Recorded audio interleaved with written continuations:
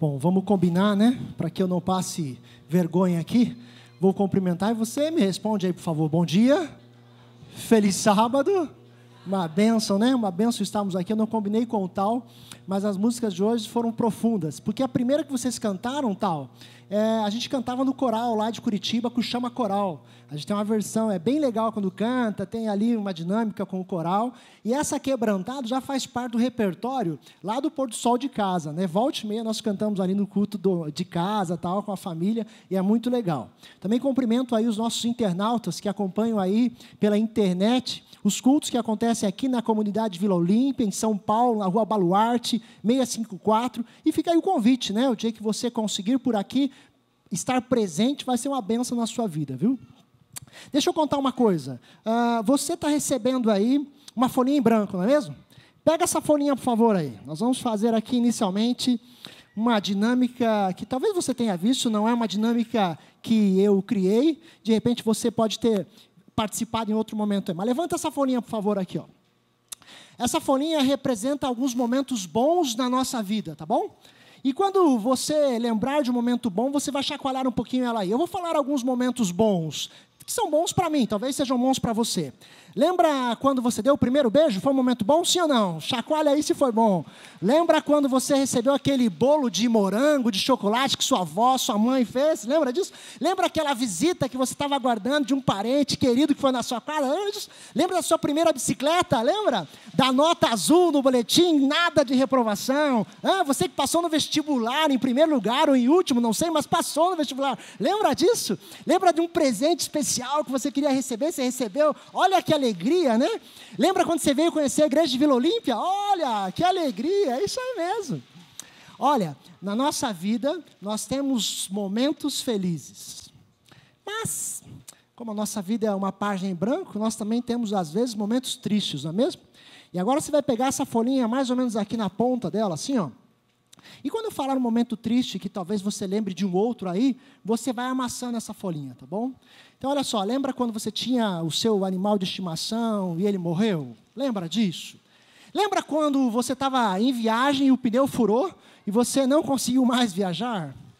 Lembra talvez aquele emprego que você perdeu? Lembra disso? Lembra de outra coisa aí? Lembra o dia que você caiu quando estava aprendendo a andar e se ralou todo? Você não vai lembrar disso, mas duvido que não tenha acontecido com você.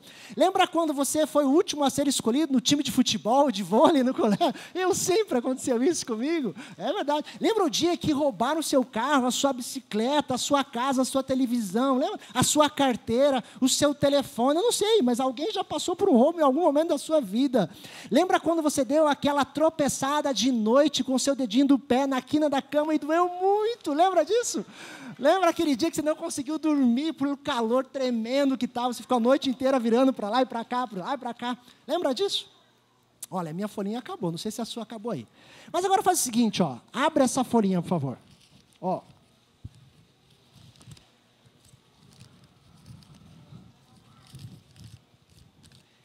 Essa folhinha é a folhinha da nossa vida. E na folhinha da nossa vida nós temos momentos alegres. Mas muitas vezes nós também temos momentos tristes. E tanto os momentos alegres como os momentos tristes deixam marcas. E essas marcas que ficam, elas são as lembranças. As lembranças que eu e você temos no mais profundo da nossa alma, no mais profundo do nosso ser. Lembranças boas, mas também muitas lembranças ruins. Mas eu não quero falar nessa manhã de lembranças ruins. Eu quero me ater aqui a lembranças boas. Há algumas coisas que eu e você não podemos esquecer.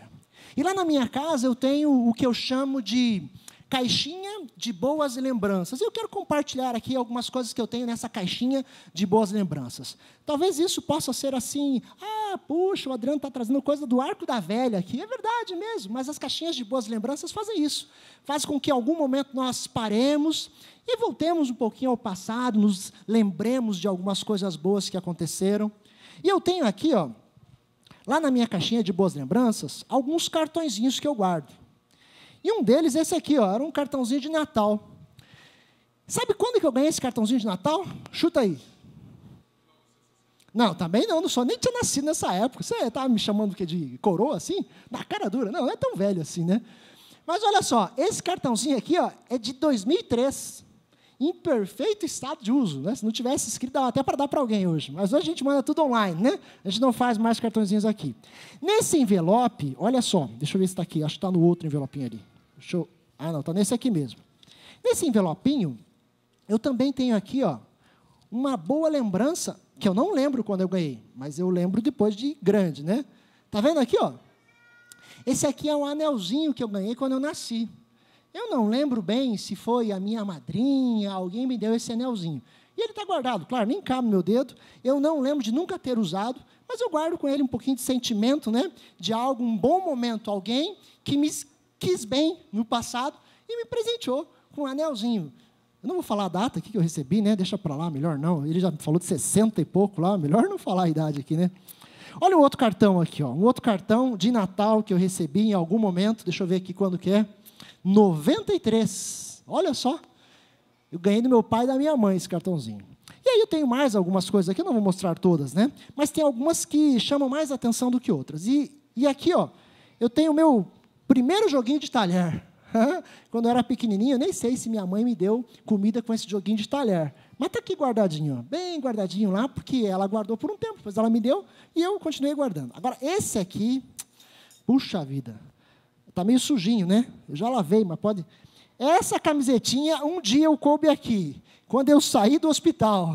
Você acredita, Tito? Saí do hospital dentro dessa camisetinha aqui, ó. E minha mãe guardou, depois ela me deu e eu continuo guardando até hoje. Então tem, assim, um simbolismo, né, nostálgico. Você vai falar, poxa, mas que nostalgia. Mas a vida é feita, às vezes, de nostalgia, de boas lembranças do passado. E aí o que acontece? Quando eu casei, eu montei uma outra caixinha de boas lembranças, e aí nessa caixinha de boas lembranças eu só tenho algo guardado lá que está relacionado à minha vida com a Lígia, tanto no namoro, noivado, como no casamento, né?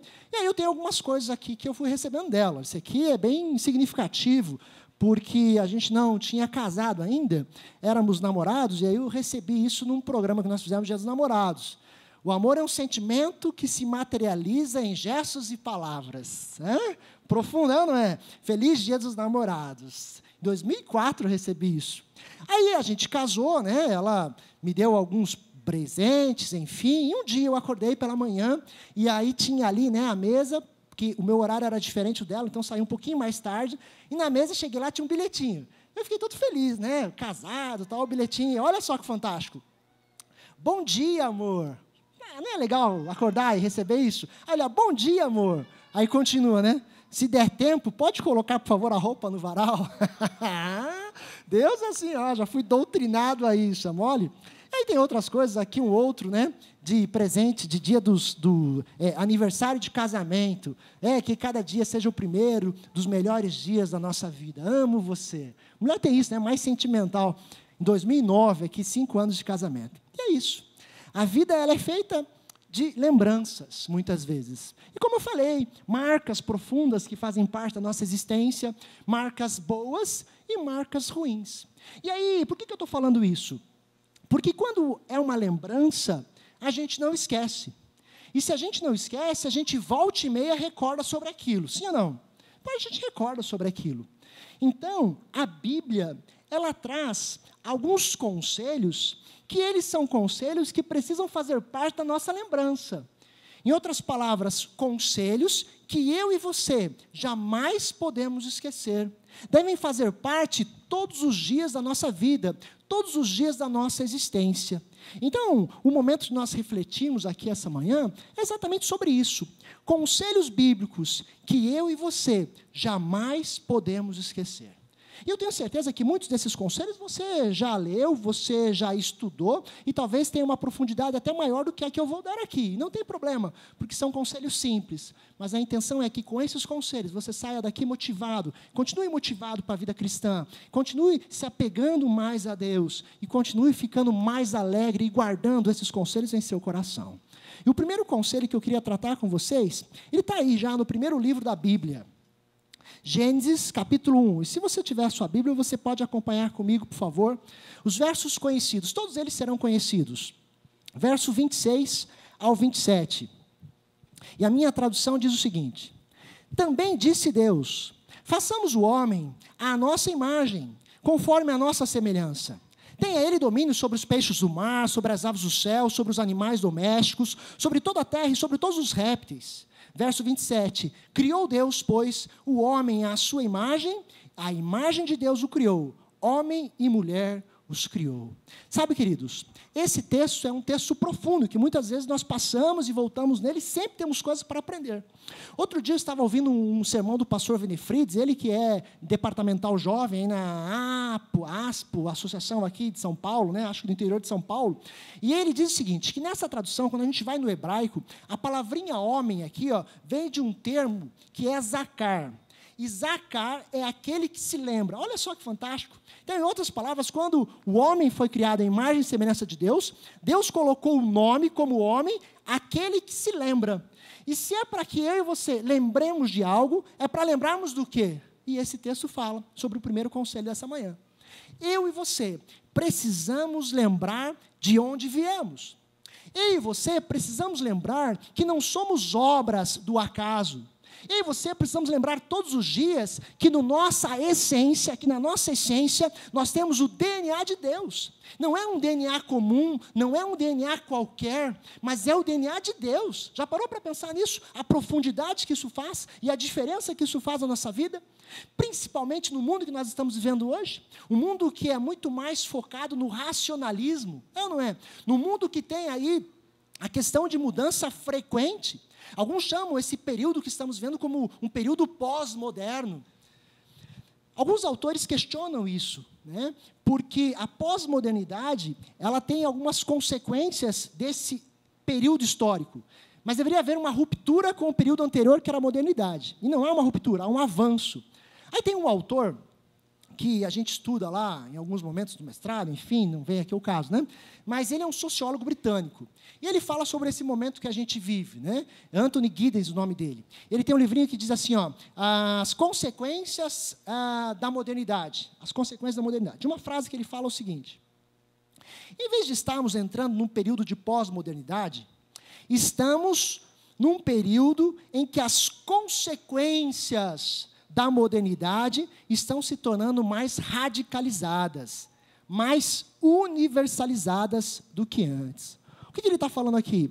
Não importa muito se classifica-se como pós-modernidade ou como uma modernidade avançada, mas vivemos num mundo em que sofremos as consequências desse período. E as consequências são enormes, né? Uma sociedade que prega por aí que não há verdade absoluta, uma sociedade onde as coisas só são aceitas se há uma comprovação racional, uma sociedade onde os relacionamentos muitas vezes estão mais superficiais do que antes. Então, nesse contexto, um recado que eu e você não podemos esquecer é o quê? A origem de onde viemos. Porque a origem de onde viemos é uma verdade absoluta. Porque veio de um Deus absoluto, um Deus que não muda. Só que é difícil compreender isso nesse mundo, porque as pessoas vão contra isso. Ah, não, você veio de uma evolução, uma série de teorias. Mas, queridos, eu não posso esquecer que eu tenho o DNA de Deus.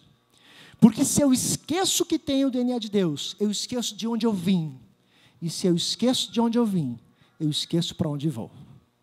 Primeiro conselho: lembre-se de onde você veio. Lembre-se que você é a obra-prima do Criador. Segundo conselho, lá em São João, por favor, se você tiver com a sua Bíblia, São João, capítulo 10, e o versículo 10. E na minha tradução, é um texto bem conhecido também. Diz assim, o ladrão vem para roubar, matar e destruir. Eu vim para que tenham vida, e vida em abundância. Eu queria me ater apenas à parte final do texto. Vim para que tenham vida e vida em abundância. Agora a pergunta é: o que é viver abundantemente? Será que viver abundantemente é viver sem problemas? Será que viver abundantemente é viver sem consequências? Será que viver abundantemente é viver sem a percepção de que tudo é possível, tudo pode ser feito, que não há mais errado nem certo? Será que o texto quer captar isso mesmo? Alguns autores vão dizer o seguinte, que esse viver abundantemente é viver em Cristo. Ótimo, e essa é uma questão, sem dúvida nenhuma, real e certa. Mas eu queria pensar um pouquinho diferente desse texto. Viver abundantemente quer simplesmente dizer viver feliz. E de onde que eu tiro isso? Tem um livro, e você conhece o pastor Braguinha, do NASP, ele tem 4 livros escritos, e um deles é Sapos Fervidos, Ossos Dançantes. Ele já veio aqui. E ele tem uma frase lá que é bem interessante, ele diz o seguinte, vida abundante é vida feliz. É viver pleno, é a alegria de existir. Essa alegria não é achar tudo cor-de-rosa, é aprender a vivenciar também a noite escura e o caos. Viver abundantemente é viver pleno. Viver abundantemente é viver feliz. Olha que interessante. Se eu sei de onde vim, é impossível não ser feliz. Eu sei de onde eu vim, eu sei a minha origem. E se eu sei de onde vim, vivo feliz porque sei para onde vou. Então não tem como ser infeliz nessa vida. E aí o texto, viva abundantemente. Adriano, mas vai ter problemas, vai decepções, vai ter lágrimas. É verdade. E a Bíblia já faz um alerta sobre isso, né? O choro pode durar uma noite, Salmos 30, verso 5. Pode durar uma noite, mas a alegria vem pela manhã. Então, viver abundantemente é saber que eu e você teremos provas nessa caminhada, teremos tropeços, teremos quedas, teremos arranhões, mas saber que no futuro tudo isso passará. E isso faz toda a diferença. Sabe, tem uma frase que eu li que é o seguinte, a jornada não é fácil, mas a chegada valerá a pena. Isso é viver abundantemente. É saber que essas provas virão, essas consequências virão, os problemas virão, mas se eu sei de onde vim, sei para onde vou, vivo abundantemente, porque tenho certeza da vitória. Queridos, é fantástico lembrar dos bons momentos e esquecer dos maus. Então, o segundo conselho para você e para mim é viva abundantemente. Viva abundantemente. Terceiro conselho se encontra em Deuteronômio. Texto bem profundo, mas a gente vai fazer uma aplicação breve. Na verdade, é um conselho 2 em 1, porque está lá em Deuteronômio capítulo 6, dos versículos 4 ao versículo 9. E a minha tradução diz o seguinte, ouve Israel, o nosso Senhor é o único Deus, é o único Senhor. Verso 5, amarás, pois, o Senhor teu Deus de todo o teu coração, de toda a tua alma e de toda a tua força. Essas palavras que hoje te ordeno estarão no teu coração, e tu as inculcarás aos teus filhos, e delas falarás assentado em tua casa, e andando pelo caminho, e ao deitar-te e ao levantar-te. Também as atarás como sinal na tua mão, e te serão por frontal entre os olhos, e as escreverás nos umbrais da tua casa e nas tuas portas. Esse terceiro conselho é um conselho 2 em 1, porque a primeira parte do texto tem um significado muito profundo no mundo de hoje. Diz o seguinte, o Senhor teu Deus é o único Deus. E isso é algo que eu e você jamais podemos esquecer, porque as pessoas estão trocando o lugar de Deus por coisas passageiras. As pessoas estão trocando o Deus soberano, eterno, por coisas que se perdem com o tempo. Coisas que não levam a nada, mas que num primeiro momento podem até mesmo dar a sensação de saciedade. Coisas que passam.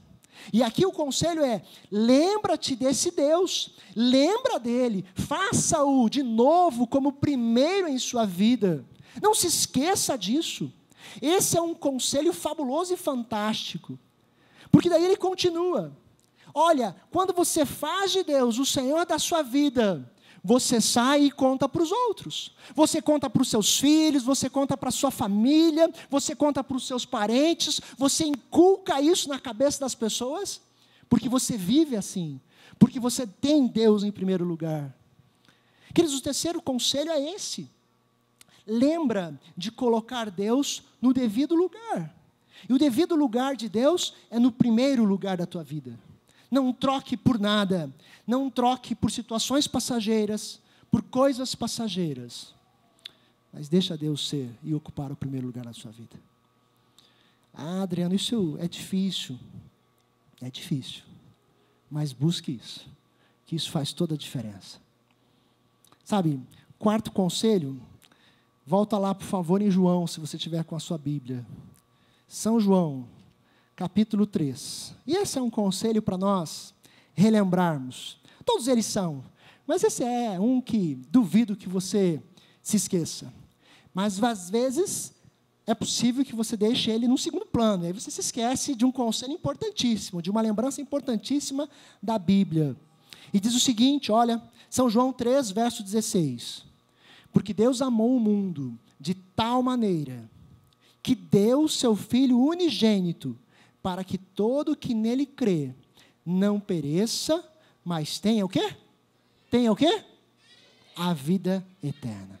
Sabe, queridos, eu jamais posso esquecer que Jesus veio a este mundo, nasceu, cresceu, viveu e morreu por mim, por você.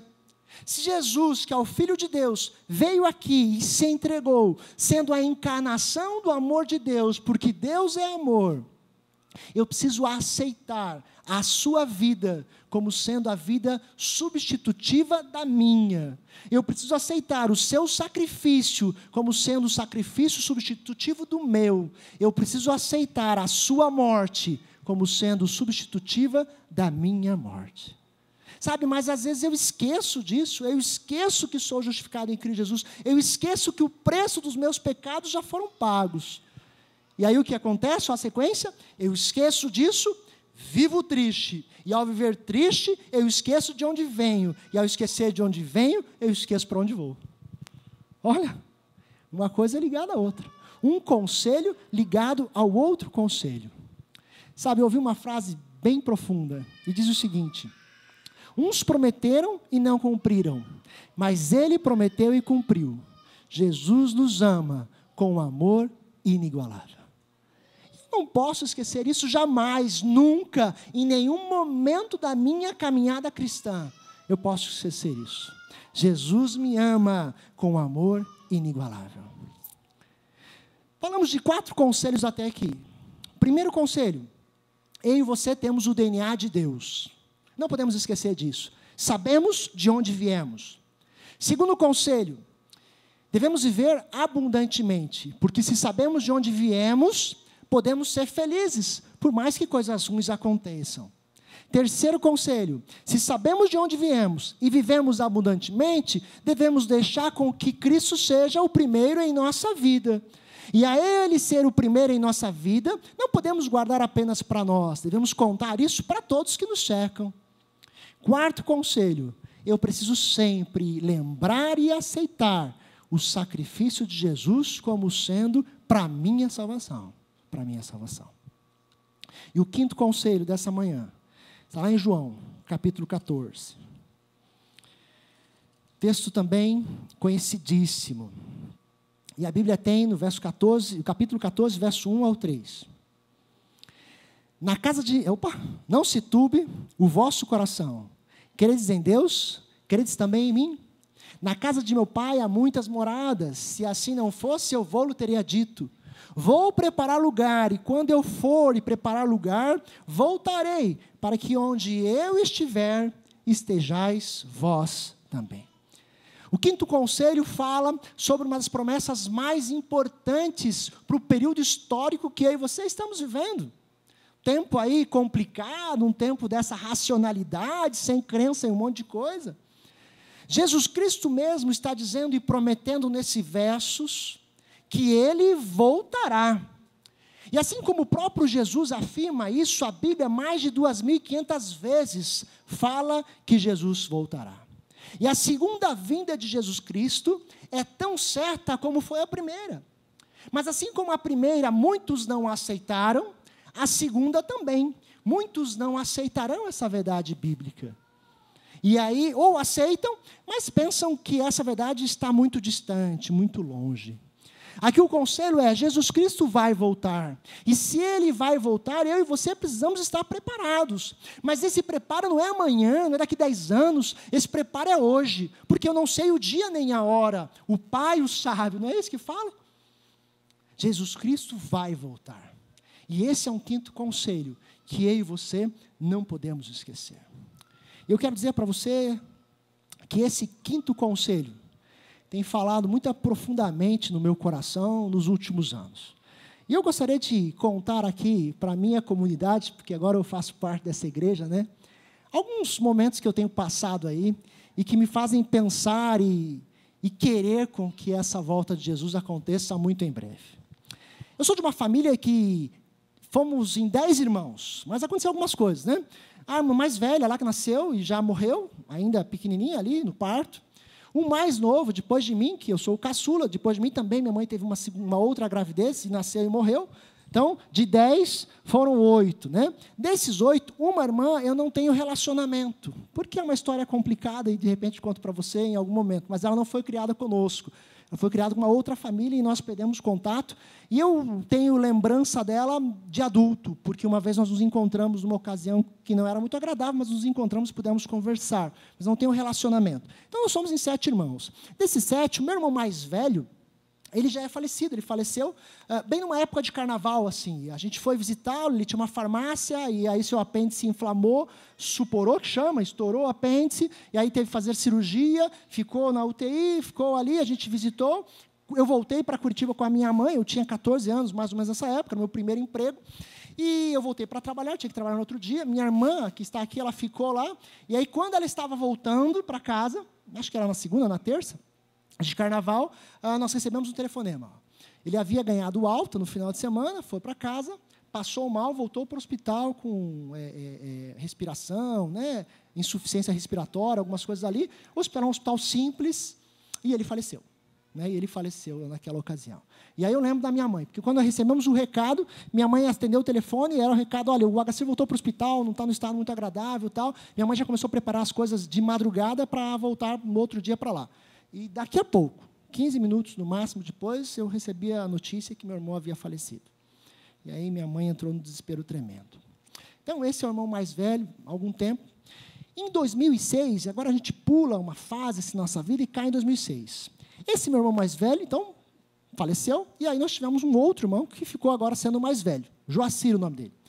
E o Joacir ele teve problemas desde pequeno. Ele teve paralisia infantil, então ele tinha um problema em perna, e aí ele teve epilepsia, aí depois de adulto ele sofreu um acidente com biarticulado, sabe esse ônibus biarticulado? Aqui tem, lá em Curitiba tinha há muito tempo, e aí canaleta de ônibus, e bateu nele, ele teve que fazer aqui um enxerto na mão, aqui na perna, quebrou, teve que colocar platina na perna, a perna encurtou ainda mais. Então, mas ele tinha uma família, teve filhos, depois ele se separou, depois voltou com a família, depois se separou de novo e veio morar em casa, com a mãe, com o pai e comigo. Então, nós estávamos nesse contexto em 2006.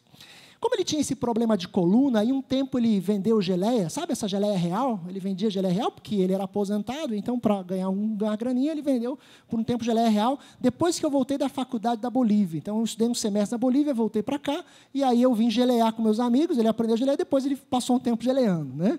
Porque comportagem não vendi nada, nem um livro não vendi, né? E esse geleando é o que lá os grupos, né, de amigos da faculdade falavam, vamos gelear em Curitiba, vamos gelear em Curitiba. Então, nós voltamos, ele aprendeu a gelear, e ele geleou por um tempo, e talvez a gente pensou que aquilo prejudicou um pouco mais nos movimentos, ele parou um pouco, e ele começou a sentir algumas dores na coluna. E quando ele sentia algumas dores na coluna, a gente falou, não, isso é falta de exercício, falta de caminhar, tal. Mas ele não tinha plano de saúde, tinha que depender do SUS, e aí nessa dependência do SUS, ele precisou marcar alguns exames, tal, e aí chegou a um ponto que, quando saiu o exame, os médicos meio que se assustaram, porque viram lá algo manchado na coluna, uma coisa um pouquinho mais grave e mais séria do que a gente pensava. A gente pensava que era bico de papagaio. Então, o médico falou, olha, vai ter que passar uma cirurgia, retirar isso para a gente fazer uma biópsia. E aí ele fez a cirurgia para ver o que estava acontecendo. E eu nunca imaginei que existisse, mas isso foi a informação que eu tive, ele tinha o que foi chamado de tuberculose na coluna. Eu nem imaginei que existia isso. Para mim, tuberculose é pulmão, né? Mas é um tipo de infecção na coluna. Não era câncer, graças a Deus, né? Mas ele teve que fazer a cirurgia, retirou aquilo e começou um tratamento. Nessa época, a minha mãe não estava muito bem de saúde. Ela já tinha diabetes, alguns problemas de coração, algumas coisas nesse sentido, então não estava muito bem de saúde. Bom, resumindo um pouquinho, né? Depois da cirurgia, ele voltou para casa, e aí um dia eu saí do escritório, passei em casa, e ele não estava legal. E como ele não estava legal, eu falei, olha, mãe, eu posso levá-lo para o posto de saúde, mas eu tenho que dar aula à noite na faculdade. Eu levo, deixo ele lá, liga para minhas irmãs, né? E elas vão e veem lá o que está acontecendo, essas coisas assim. E fizemos isso. Deixei ele no posto de saúde, fui para a aula, elas voltaram. E ele ficou lá. O posto de saúde não tinha muito recurso, mas tinha que ficar ali, porque senão não há encaminhamento para o médico, essas coisas todas. E ele ficou ali a semana toda. E o estado foi agravando. E na sexta-feira, quando ele foi transferido do posto de saúde para o hospital Cajuru, era final de tarde, eu cheguei lá, a Adriane estava junto, ela falou, olha, entra lá falar um pouquinho, porque eles vão levar direto para a UTI. E aí eu entrei na salinha ali, ele estava de olho aberto, deitado na maca, eu falei com ele, mas ele já não me respondia. Quando eu saí dali, ela falou, olha, Adriane, ele já está num coma leve, então a gente não sabe muito bem, eles vão entubá-lo, uma série de procedimentos.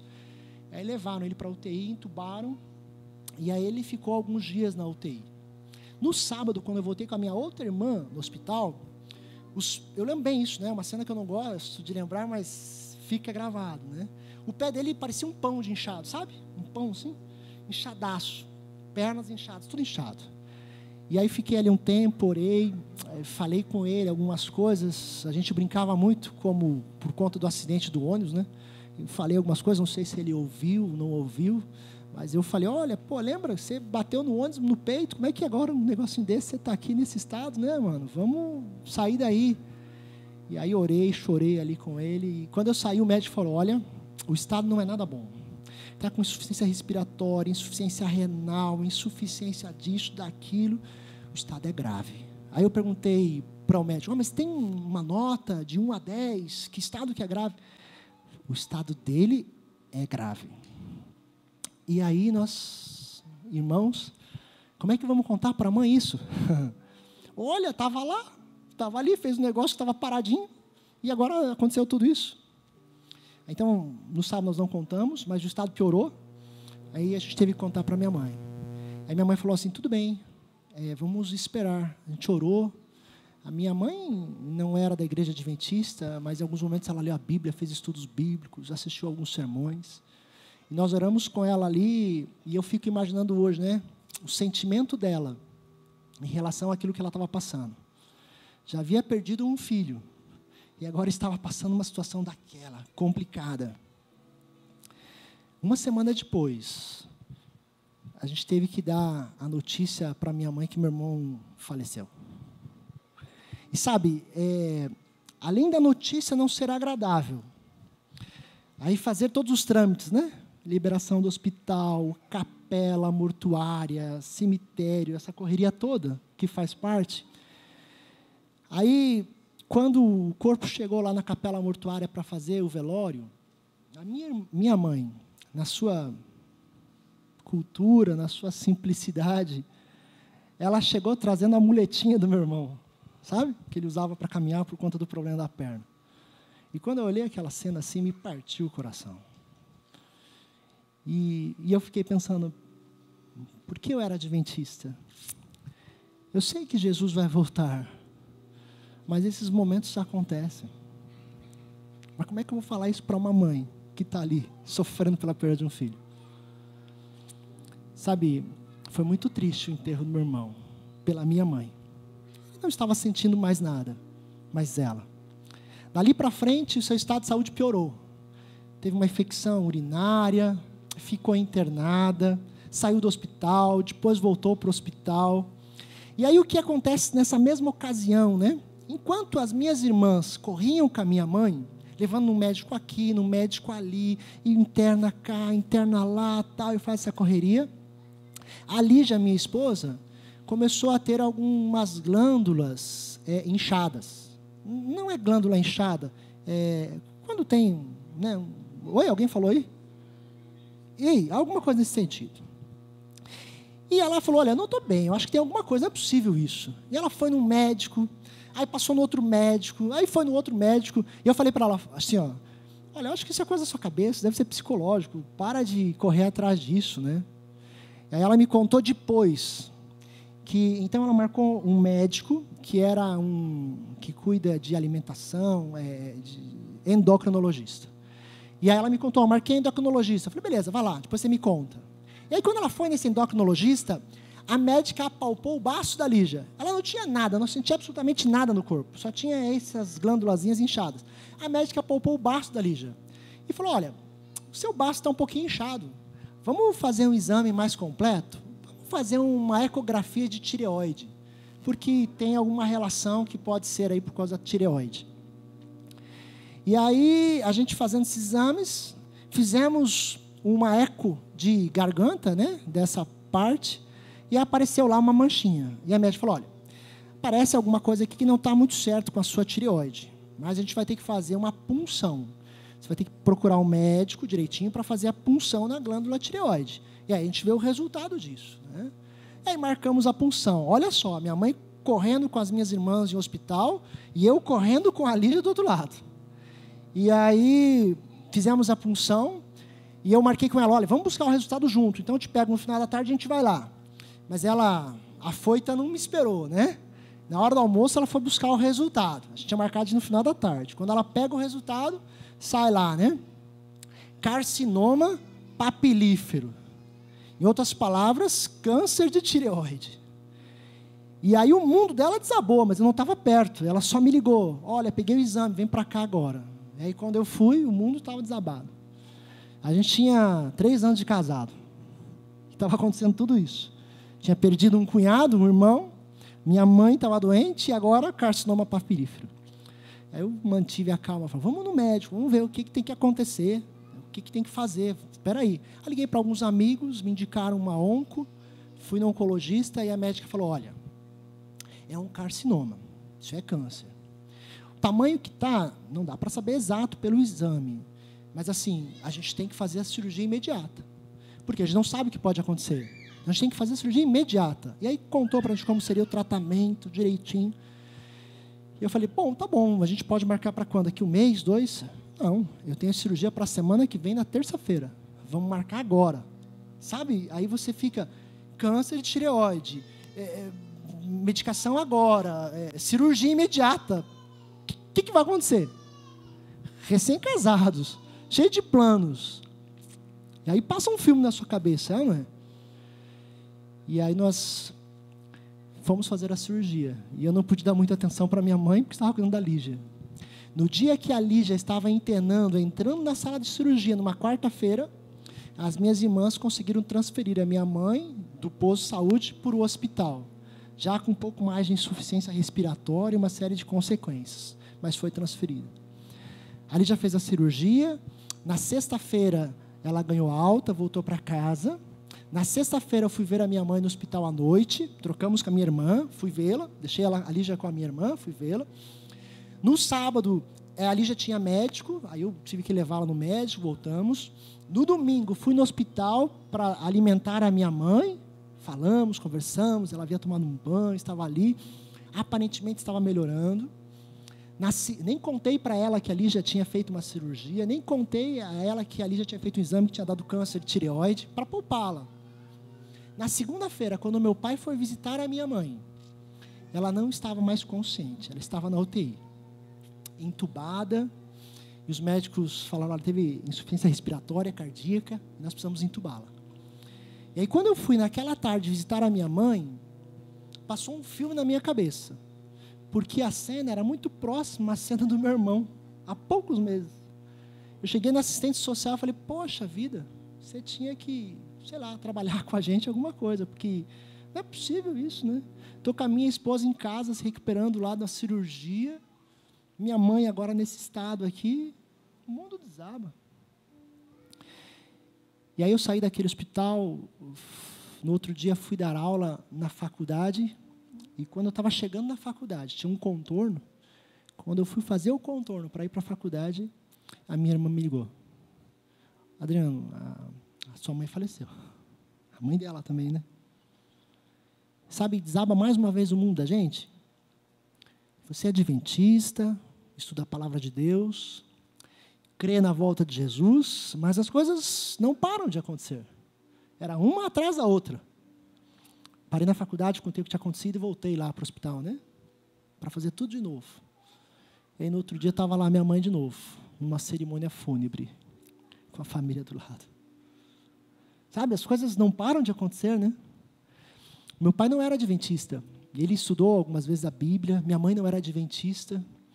Mas dentro do seu coração, nos últimos meses, assim, ela tinha buscado um pouco mais a Deus. Ela sempre leu a sua Bíblia do jeito dela, né, da forma dela. Passaram-se 3 anos. Nesses 3 anos, meu pai, algumas vezes foi à igreja junto conosco, participando. E aí, o médico dele um dia falou, olha, o seu coração aí não está bom. Já não estava há muito tempo, mas piorou o seu coração. Então, o senhor tem o seguinte, ó, o senhor tem a tentativa de a gente fazer uma cirurgia e dar tudo certo, ou se não fizer a cirurgia, o senhor pode amanhã ter um piripaque e apagar de vez. Aí eu falei com meu pai, olha pai, a decisão é sua, né? Quer fazer, não quer, como é que vai ser? E aí internamos o pai para fazer a cirurgia cardíaca. Ele estava frequentando um pouco a igreja, sabe? E aí meu cunhado queria batizar. E ele falou assim, olha Adriano, eu só vou batizar quando seu pai sair do hospital. Porque de repente ele batiza junto. E aí meu pai era de poucas palavras. E eu perguntei, pai, isso é verdade? Ele falou, estamos vendo. Do jeito do meu pai. Estamos vendo. E aí meu pai fez a cirurgia. Abriu todinho o peito, né? Fez algo que tinha que fazer. Ficou 1 semana na UTI. Ganhou alta, foi para casa. Estava recuperando, né? No sábado a gente almoçou junto. No domingo veio a irmã dele, né, de outra cidade. A gente participou ali de momentos agradáveis. Na segunda-feira eu fui para o trabalho. E antes de ir para a faculdade, eu falei, vou passar a ver como está o pai, né? Passei na casa da minha irmã. Ele falou, não, estou melhor. Estava meio fraco por conta da alimentação, essas coisas. Estava meio seco a garganta. Eu falei, vamos fazer aqui um vaporzinho. Aí botei lá o vaporzinho, fez um vaporzinho. Perguntei se ele queria tomar banho. Ele falou, não, está tudo bem, depois eu tomo. Né? Fica tranquilo aí. Eu fui para a aula, dei aula. No outro dia de manhã, eu estava me arrumando para ir numa audiência, bem cedinho. Estava me arrumando para ir para uma audiência. Toco o telefone. E minha irmã falou, vem correndo para cá. E quando toca o telefone nessa situação, você não espera o melhor, porque o melhor, eles já contam. E se não contam, é porque não é o melhor, né? Eu liguei para o meu sócio e falei, vai para a audiência. E quando eu cheguei lá na casa da minha irmã, estava lá, meu pai, deitado, havia falecido naquela madrugada. E aí, de novo, tudo aquilo como um filme, né? Acontecendo de novo. Funeral, caixão, cemitério. E aí, quando isso acontece com uma frequência assim, mais rápida, a gente começa a perceber que a gente não é desse mundo aqui. Não é o plano de Deus que a gente viva nesse mundo. A nossa vida está muito mais além disso. Por isso que esse 5º conselho sobre a volta de Jesus é um conselho que eu e você não podemos esquecer jamais. Jesus Cristo vai voltar. E vai voltar para acabar com tudo isso, para acabar com a dor, com as lágrimas, com os problemas, com as doenças. Porque esse era o plano original de Deus, e Deus não muda. E se Ele não muda, o seu plano vai se cumprir de outra forma, com um período de tempo diferente, mas vai se cumprir. Sabe, passaram-se alguns anos, né? Passaram-se alguns anos. 2006, 7, 8, 9, 10. E chegamos em 2013. Lígia, vem aqui, por favor, um pouquinho. E aí, em 2013, né? 2013 a gente teve outra notícia. A médica da Lígia não queria liberar muito cedo ela para engravidar, né? Porque não sabia as consequências que podia ter. Mas daí, em 2013, a Lígia ficou grávida dessa bebezinha aqui. E a médica falou assim, olha, você está curada, não tem problema mais nenhum, não.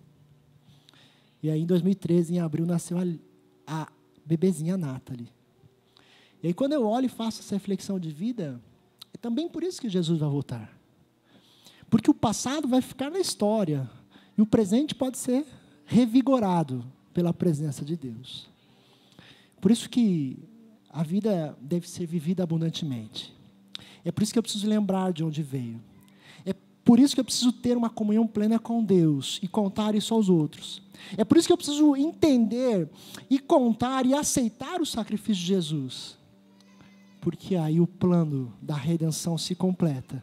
Quando eu e você e a nossa família puder olhar para o céu e ver ele se enrolando como um pergaminho e ver Jesus voltar com grande poder e grande glória.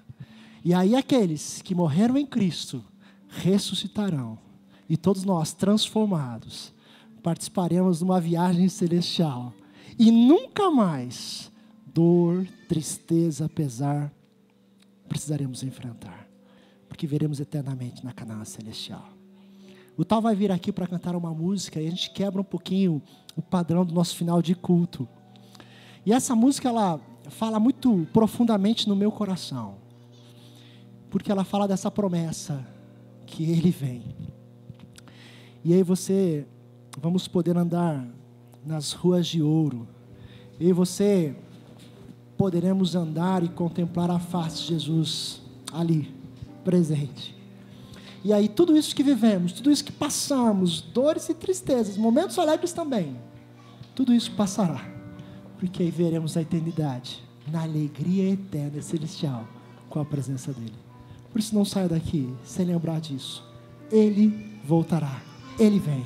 Que essa seja a tua esperança, porque ela é minha. E nos últimos anos ela tem calado profundamente em meu coração. Que Deus te abençoe.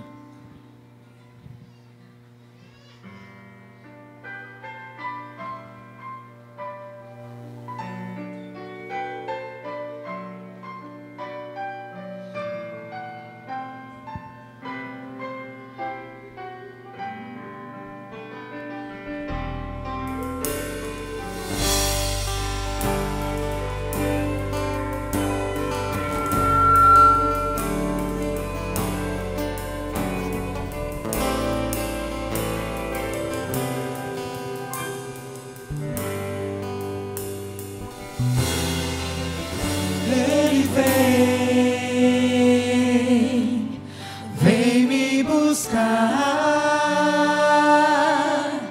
Eu quero ir com Ele morar. Quanto tempo será que vai demorar? Oh meu Jesus, como eu quero te abraçar.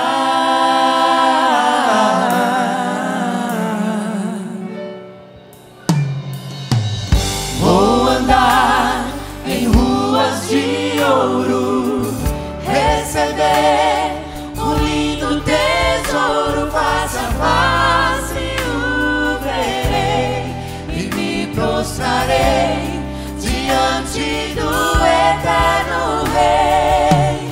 Santo, santo, santo, santo, para sempre eu cantarei e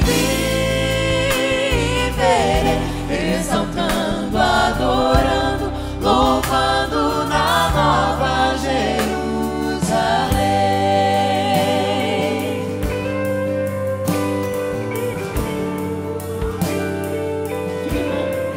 Se você acredita, fique em pé. Canta aí com essa certeza. Ele vem para buscar cada um de nós. Esse será um momento fantástico, fabuloso. Ele vem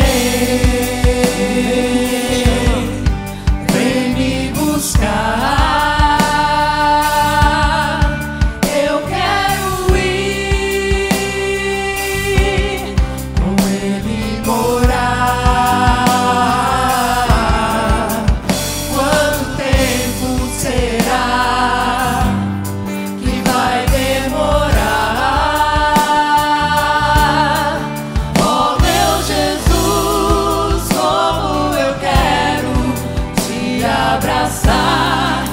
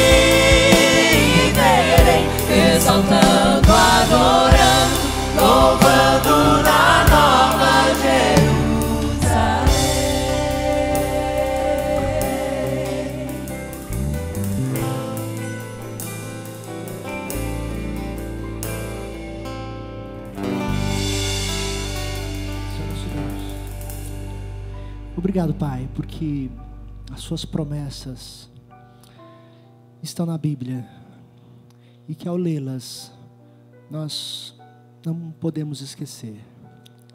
Mas a promessa maior, Senhor, é que o Senhor vem. O Senhor vem nos buscar, porque esse mundo não é nosso, porque estamos aqui apenas de passagem. E a vida e o mundo que precisamos é o mundo da eternidade. Por isso, Pai, que jamais esqueçamos que o Senhor veio, viveu, morreu por cada um de nós, mas cumprirá a sua promessa quando voltar nas nuvens dos céus, para vivermos eternamente ao seu lado, Pai. Por isso nos dá força, nos dá alegria, nos dá a sua paz, para que continuemos a nossa caminhada cristã. Perdoa os nossos pecados e a cada dia que o manto da sua justiça nos envolva, para sermos santificados em Ti e assim selarmos o nosso passaporte para a Canaã celestial. Pedimos e lhe agradecemos essas bênçãos, não porque haja qualquer tipo de mérito em nós, mas o fazemos em nome de Cristo Jesus. Amém.